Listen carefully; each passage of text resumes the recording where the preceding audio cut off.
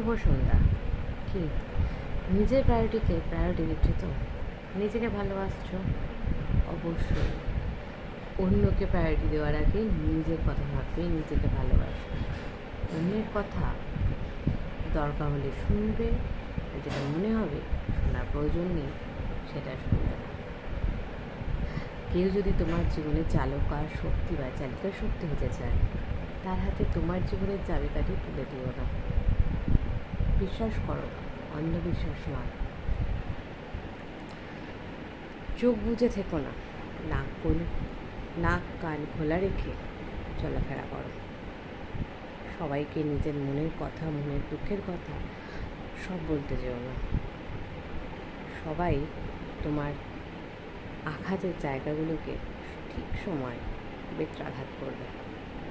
তাই সব কিছু নিজের কন্ট্রোলে রাখার চেষ্টা করো, অন্যের হাতে তুলে দিও। শুভ সন্ধ্যা। প্রত্যেকে খুব ভালো থেকো। এই গরমে নিজেদের কেয়ার রেখো, নিজেকে সাবধানে রেখো, ভালো থেকো, সুস্থ রেখো। এই বলে আজকে ভিডিওটি এখানে শেষ করছি।